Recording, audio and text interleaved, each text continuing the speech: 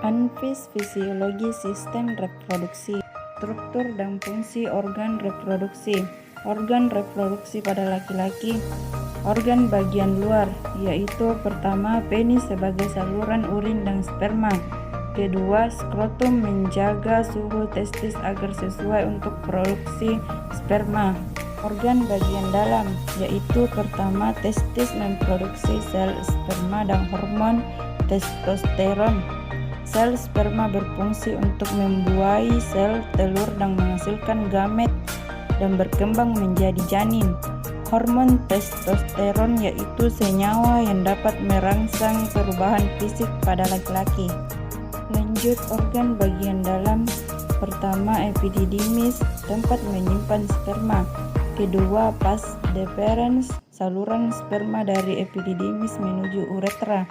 Ketiga, uretra, saluran keluar urin dan sperma. Lanjut lagi, organ bagian dalam. Pertama, kelenjar vesicula seminalis, menghasilkan zat yang bersifat basa, alkali, fruktosa, hormone prostaglandin, dan protein pembekuan. Kedua, kelenjar prostat, menghasilkan cairan keputih-putihan, sedikit asam pH 6,5 dan terdiri dari asam sistrat, enzim seminal, plasmin.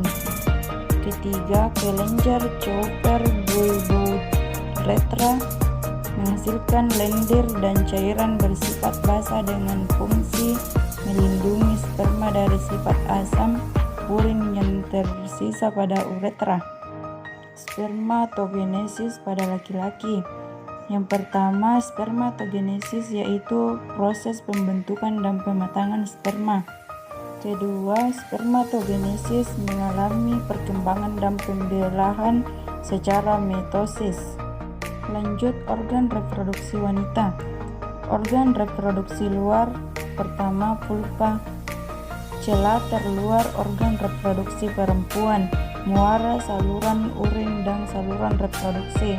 Kedua, lambium, bagian yang membatasi vulva. Organ reproduksi dalam. Pertama, ovarium, menghasilkan sel telur ovum, hormon estrogen dan hormon progesteron. Sel telur dihasilkan dan berkembang di dalam folikel. Lanjut, pertama, sel oosit atau calon sel telur berkembang sejak awal kehidupan wanita dan matang pada saat pubertas. Kedua, sel telur yang telah matang dilepaskan dari ovum sekali tiap bulan. Ketiga, proses pelepasan sel telur, ovulasi. Keempat, tuba Fallopi atau oviduct, saluran sebagai jalan ovum dari ovarium menuju uterus dan tempat terjadinya pembuatan infundibulum, memiliki jubae atau pimberiae untuk menangkap sel telur. Kelima, uterus atau rahim, tempat perkembangan janin terdiri dari 3 lapisan yaitu perimetrium atau lapisan luar, myometrium atau lapisan tengah, atau endometrium lapisan dalam, tempat menempelnya plasenta. Keenam, serviks, mengalirkan darah ke vagina saat menstruasi, mengarahkan sperma ke rahim, mendukung kepala janin saat dilahirkan. Ketujuh, vagina, saluran darah saat menstruasi dan jalan lahirnya bayi. Oogenesis yaitu proses pematangan sel telur. Pertama, oogonium melakukan pembelahan mitosis secara terus-menerus. Kedua, oosit primer, hasil pembelahan mitosis dan perkembangan dari oogonium dihasilkan saat meiosis 1. Ketiga, oosit sekunder mengalami meiosis 2 dan menghasilkan 2 sel lain, ootit dan badan polar sekunder.